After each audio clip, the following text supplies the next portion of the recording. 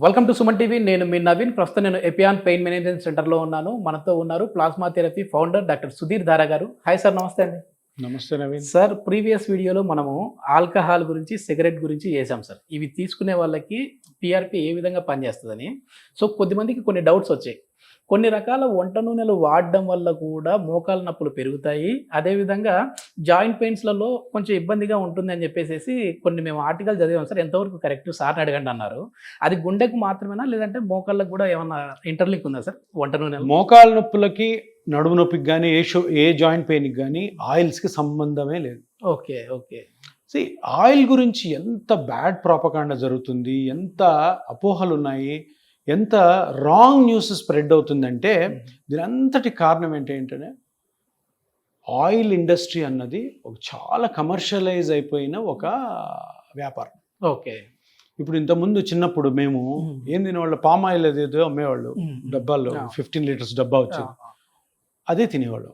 Palm oil అంటారు కదా అది. కొంతమంది వేరుశనగ నూనె తినేవాళ్ళు. కేరళలో కొంచెం అదేదో కొబ్బరి నూనె తింటారు. ఈ ఆయిల్స్ని అప్పుడు ఏంటి, ఆయిల్స్ చాలా తక్కువ ధరకు దొరికేవి. నాకు తెలిసి ఒక లీటరు అప్పుడు ఎంతో ఒక 20 రూపాయలు 30 రూపాయలు ఉండేది. ఇప్పుడు 500 ఉంటుందేమో కదా ఇప్పుడు లీటర్. కొత్త ఇవి వచ్చినాయి. ఇవన్నీ ఏంటంటే ఆయిల్ అన్నది చాలా తక్కువ ఇంగ్రీడియంట్. మనం ఎంత వేస్తామండి కూరలో, అంత వేస్తాం అంతే.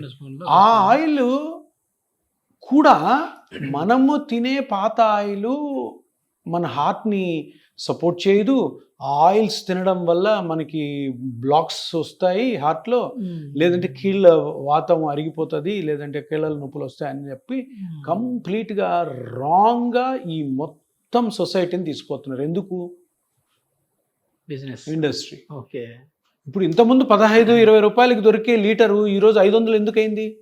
సరే, 500 అయిన లీటర్ వల్ల ఆయిల్ అందరం తింటున్నాం, మన హార్ట్ అటాక్లు ఏమైనా తగ్గా? లేదండి, ఇంకా ఎక్కువయ్యి హాస్పిటల్ నిండిపోతున్నాయి. రోజుకి యాంజియోగ్రాములు, యాంజియోప్లాస్టులు చేయడం అనేది నెంబర్ పెరిగిపోతుంది. మరి అట్లా అంటున్నప్పుడు ఆ హార్ట్ సింబల్ వేసి అమ్మే ఆయిల్స్ ఎందుకు వచ్చాయి? అందరూ తెలుసుకోవాలి. ఇవంతా పెద్ద కమర్షియల్ స్టంట్. అంటే ఒక మూడు నెలలు ఒక రకం ఆయిల్ వాడాలి, సన్ఫ్లవర్, తర్వాత 3 నెలలు రైస్ బ్రాండ్ వాడాలి, తర్వాత శనగ నూనె వాడాలి, ఇట్లా అంటుంటారు కదా సార్. ఎవరు చెప్పారు? అంటుంటారు అని ఏది చేయకూడదు. వీడియోస్ లో డాక్టర్స్ కూడా చెప్పారు. డాక్టర్ చెప్పినా కూడాను ఆయన కూడా అడగాలి, ఎక్కడ చెప్పారు సార్, ఏ సైన్స్ రాసిందని. తప్పు అది. 100% రాంగ్. అందరూ క్వశ్చన్ చేయాలి. నేను చెప్పేది ఏంటంటే, నేను ఎప్పుడు ఒక మాట చెప్తాను, మనము అంటే తిండి రూపంలో మనం ఏ వంట చేసుకున్నా, ఏం చేసుకున్నా కూడాను పాతకాలపు పద్ధతులు ఏవైతే ఉన్నాయో వాటిని మార్చొద్దు. మార్చి నువ్వు ఏదన్నా బయట నుంచి కొంటున్నావంటే అది బోగస్. అది నీ దగ్గర డబ్బులు లాగడానికి. అది ఆయిల్ రూపంలో కావచ్చు, అది సాల్ట్ రూపంలో కావచ్చు, అది పసుపు రూపంలో కావచ్చు, చింతపండు కావచ్చు, ఏదైనా కానీ కొత్తగా ఇదొద్దు, ఇది వాడండి, ఇది పాతది, దీంట్లో ప్రొటెక్షన్ ఉండదు, ఇది వాడండి. ఇప్పుడు చాలా మంది మినరల్ వాటర్ తాగుతున్నారు. ఏంది మినరల్ వాటర్? ఎవరికైనా తెలుసా మినరల్ వాటర్ అంటే? మినరల్స్ ఉండవు. మినరల్స్ ఎందుకు ఉండాలి? వాటర్లో వాటర్ ఉండాలి, ప్యూర్ వాటర్ ఉండాలి, అంతేనా? మినరల్ ఎందుకు కావాలా? సరే, మినరల్ అవసరం కదా సార్ బాడీకి అంటే? మినరల్ అవసరము. ఆ మినరల్స్ నువ్వు తినే తిండిలో కొప్పలు ఉంటాయి, కేజీలు ఉంటాయి. సో మినరల్ వాటర్ అన్న కాన్సెప్ట్ ఎప్పుడో నేను చిన్నప్పుడు మేబీ 10th క్లాస్లో, ఇంటర్మీడియట్లో ఉన్నప్పుడు స్టార్ట్ అయింది. అర్థం ఎవరికి తెలీదు. ప్రతి ఒక్కరు మినరల్ వాటర్, ప్రతి ఒక్కరి ఇంట్లో ఉంటుంది. 100% రాంగ్. ఇది అవసరమే లేదు. ఇంతకుముందు మేము చిన్నప్పుడు ఊర్లో ఉన్నప్పుడు ఏముండేది, ఓవర్ హెడ్ ట్యాంక్ ఉండేది. దాన్ని మున్సిపాలిటీ వాళ్ళు క్లీన్ చేస్తారు, అదే వాటర్ వచ్చేది, తాగేవాళ్ళం. ఇప్పుడు అది ఇంప్యూర్ అని చెప్పి ఈ ప్యూరిఫైర్ వచ్చింది. ప్యూరిఫైర్ అమ్మడం కోసం అది ఇంప్యూర్ అని చెప్పారు. మినరల్ వాటర్ ఎందుకు అమ్ముతున్నారు? మినరల్ వాటర్ అమ్మడం కోసము. మీరు వాడే దాంట్లో మినరల్స్ లేవు. ఎవరికి తెలియదు మినరల్స్ ఉన్నాయా లేదో, మనం తాగే దాంట్లో మినరల్స్ ఉన్నాయా లేదా, మినరల్స్ ఎందుకు పనిచేస్తాయి, అసలు బాడీకి అవసరమా లేదా, మనం తీసుకునే ఫుడ్ లో మినరల్స్ ఉన్నాయా లేదా ఎవరికి తెలీదు. అంటే ఒక తప్పుని, ఒక అబద్ధాన్ని ఆ విధంగా ప్రచారం చేస్తుంటారు. ఎందుకు? మన దగ్గర నుంచి డబ్బులు లాగడానికి. అంతే, ప్రతిదీ అంతే. ఈరోజు కీళ్ళ నొప్పి అని కీళ్ళ నొప్పి కోసం ఆయింట్మెంట్లు, కీళ్ళ నొప్పి కోసము ఆయిల్, అదే సార్ కీళ్ళ నొప్పి కోసం ఆయిల్ టాబ్లెట్లు. ఎంతసేపు మనం వంట నూనె గురించి మాట్లాడినాం సార్, అదే ఆయిల్ మోకాల మీద అప్లై చేస్తే లోపల గుజ్జు పెరుగుతుందా అండి? ఎట్లా పెరుగుతుంది చెప్పండి? సైన్స్ ఎట్లా లోపలికి వెళ్ళిపోతుంది అంటారు కదా. ఇప్పుడు అది చేస్తున్నారు అంటే పాపం అమాయకులు అయిండాలి ప్రజలు. ఓకే, అంతే కదా.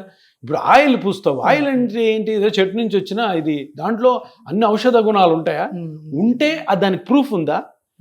దాని రీసెర్చ్ ఉందా? రీసెర్చ్ ఉండి ఉంటే చాలు. ఇప్పటి వరకు రీసెర్చ్లో ఎటువంటి ఆయిల్ కానీ, ఎటువంటి ఆయింట్మెంట్ కానీ, ఎటువంటి ఫుడ్ కానీ, సార్ నేను ఇది అవిసె గింజలు తింటే గుజ్జు పెరుగుతుంది, బొప్పాయి గింజలు తింటే 100% రాంగ్. బెండకాయలు రాంగ్ న్యూస్, ఎవ్వరు నమ్మకండి. బెండకాయలు అంటే గుజ్జు కాలంలోకి ఎట్లా వస్తాయి సార్? బెండకాయలు తింటే అది కొంచెం జిగరగా ఉంటది కదా, కొంచెం స్టిక్కీగా ఉంటది, అది వస్తుంది.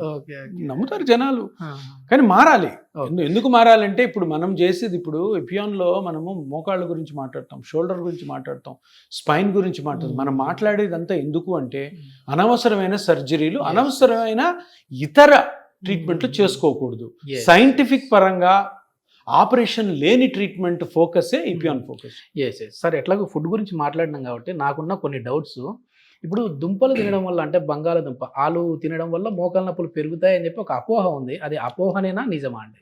మీరు ఒక విషయం గమనించండి, ప్రపంచంలో ఎక్కడికన్నా పోండి, రుచికరమైనటువంటి తినే పదార్థం చెడ్డదంటారు. ఐస్ క్రీమ్, ఐస్ క్రీమ్ నచ్చని ఎవడన్నా ఉంటాడు మనిషి? అంత బాగా తయారు చేస్తారు స్వీట్స్ వేసి, అది మంచిది కాదు అంటారు. స్వీట్స్ మంచిది, స్వీట్స్ చూస్తే ఏదో బాంబుని చూసినట్టు భయపడుతుంటారు, ఎవరు తినట్లేదు. ఎందుకు? టేస్టీ. ఇంకొక విధంగా పోవాలనుకుంటే కాఫీ చాలా ఇష్టపడతారు, ఎక్కువ తాగకూడదు, 2 సార్లు తాగాలంటారు, అదొకటి. ఇలాగా ఇప్పుడు మీరు అన్నట్టు బంగాళాదుంప తింటే గుజ్జు పెరగదు. ఎందుకు? బంగాళాదుంప టేస్టీగా ఉంటది కదా, అది ఇష్టం ఉండదు. బంగాళదుంపలో కార్బోహైడ్రేట్స్ బాగుంటాయి, కార్బోహైడ్రేట్స్ చెడ్డ అంటారు. ఫ్యాట్స్ ఏదైనా మంచి ఉంటే ఫ్యాట్స్ తింటే ఫ్యాట్స్ పెరిగిపోతాయి, నీ హార్ట్ బ్లాక్ అయిపోతుంది. అట్లా సైంటిఫిక్ రీసెర్చ్ లో ఎక్కడ లేదండి, మెడికల్ సైన్స్ లో లేనే లేదు. అన్ని మోడరేట్ పద్ధతిలో ఉండాలి. ఇప్పుడు కార్బోహైడ్రేట్స్, ఫ్యాట్స్, ప్రోటీన్స్ మనం తినే ఫుడ్లో ఉండాలి. ఆ కార్బోహైడ్రేట్ నువ్వు దుంపల రూపంలో తిను, లేదా వేరే రూపంలో తిను, లేదంటే ప్రోటీన్స్ మాంసం రూపంలో తిను, లేదా ప్రోటీన్స్ గింజలు తిను, అంతే తప్పితే ఇవి తింటే ఇది ఎక్కువ అవుతుంది, ఇది కొనండి అంటే అది కమర్షియల్ ఆస్పెక్ట్, అది only for business. Coming to మన ఎపియాన్ సార్, సో ఇక్కడ మనకి ఈ ఇంజెక్షన్ ద్వారా పిఆర్పి చేయించుకున్న వాళ్ళకి ఏమైనా మీరు సజెస్ట్ చేస్తారా, ఇవి తినాలి ఇవి తినకూడదు అనేసి? 100% చేయం. మేము రియలిస్టిక్ ఉంటాం. ఇప్పుడు ఎవరైనా చాలా లావు ఉన్నారనుకో, అమ్మ చూడండి బాడీ వెయిట్ తగ్గించుకోండి, వీలైనంత బాడీ వెయిట్ తగ్గించేసుకోండి. అంటే అన్నం గిన్నం మానేసేసి న్యూట్రిషన్ లోపాలు వచ్చి వేరే జబ్బులు అట్లా కాదు, వాళ్ళకి బ్యాలెన్స్డ్ డైట్ ఇస్తాం. చూడమ్మా, మీరు ఇది తింటున్నారు, మీరు ఇంతలా ఉన్నారు, ఒక 5-10 కేజీలు తగ్గాలి, సో ఆ డైట్ ఇది తీసుకోండి. అంతేగాని మన బాడీ సిస్టమ్ చెడిపోకూడదు మళ్ళీ, అది చాలా ఇంపార్టెంట్. ఇప్పుడు కీటో డైట్ అంటారు, దానంత పనికి మాలిన డైట్ ఇంకోటి లేదు. ఎందుకు? కీటో డైట్ అంటే ఏంటి? కీటో డైట్ తోటి నేను బాడీ బాగా తగ్గానండి, చాలా వెయిట్ తగ్గానంటారు. అన్నం తినకపోతే ఎవడన్నా తగ్గుతాడు. కీటో డైట్లో ఏముంటుంది? పొద్దున ఏదో కొబ్బరి నూనె, ఏదో గింజలు, లేదంటే ఏదో కీరా తినమంటారు. దాంట్లో కార్బోహైడ్రేట్ లేదు, ప్రోటీన్ లేదు, ఫ్యాట్ లేదు, చచ్చినట్టు తగ్గుతావు. మధ్యాహ్నం ఏం లేదు, 4 చికెన్ పీసులు కానీ ఒక ఎగ్ ముక్క అంటాడు. అవి తింటే కార్బోహైడ్రేట్ ఎక్కడుంది, ఫ్యాట్ ఎక్కడుంది? అక్కడ లేదు, ప్రోటీన్ లేదు. ప్రోటీన్ ఒక్కటే ఉంటే ఎట్లా అవుతుంది? నైట్ కూడా ఏదో తినమంటాడు, ఇది తింటే ఆటోమేటిక్గా తగ్గుతారు. కానీ ఒక విషయం గుర్తుపెట్టుకోవాల్సింది ఏంటంటే, లావుగా ఉన్నాము, లావుగా ఉండడము అన్హెల్దీ అనడము 100% తప్పు. లావుగా ఉన్న వాళ్ళు అన్హెల్దీ కాదు, సన్నగా ఉన్నాడు సూపర్ హెల్త్ కాదు. నిజంగా సన్నగా ఉన్న వాళ్ళకి కూడా హార్ట్ అటాక్స్. మీరు చూడండి, కావాల్సి మీ చుట్టుపక్కల వాళ్ళనో, మీ ఫ్రెండ్స్ నో, మీకు తెలిసిన వాళ్ళనో, లావుగా ఉన్న వాళ్ళు ఎక్కువ సంవత్సరం బతుకుతారు, సన్న వాళ్ళు తొందరగా చనిపోవచ్చు. వాళ్ళకున్న డిసీజ్ కండిషన్స్, మెడికల్ కండిషన్స్ వల్ల చనిపోతారు, కానీ లావుగా ఉన్న వాళ్ళు తొందరగా చనిపోతారని ఎక్కడా రాసి లేదు. సైంటిఫిక్ రికవరీ పరంగా ఎట్లా ఉంటుంది సార్? అంటే లావుగా ఉన్న వాళ్ళకి ఇప్పుడు పిఆర్పి చేశారంటే మోకాల నొప్పులకి, వాళ్ళకి త్వరగా తగ్గే విధంగా ఉంటుందా? సన్నగా ఉన్న వాళ్ళతో లావుగా ఉన్న వాళ్ళు ప్రెషర్ పడుతుంది కదా, అందుకని కొంచెం సన్నగా ఉన్న వాళ్ళకంటే లావుగా ఉన్న వాళ్ళు కొంచెం తక్కువ గ్రోత్ ఉండొచ్చు. కానీ కొన్నిసార్లు ఏమవుతుంది అంటే, కొంతమంది తగ్గరు పాపం, ఎంత తినకపోయినా కానీ తగ్గరు. కొందరు తగ్గుతారు, తగ్గే వాళ్ళు తగ్గుతారు, తగ్గని వాళ్ళు స్లోగా. ఆఫ్టర్ పిఆర్పి వాళ్ళకి చిన్న వాళ్ళకి సపరేట్ ట్రీట్మెంట్ ఉంటుంది, వాళ్ళని వేరే విధంగా ట్రీట్ చేస్తాం. 120 కేజీల వాళ్ళు వస్తారు, వాళ్ళకి వేరే ట్రీట్మెంట్ ఉంటుంది, వాళ్ళకి చేసే స్పెషల్ పద్ధతిలో చేస్తాం.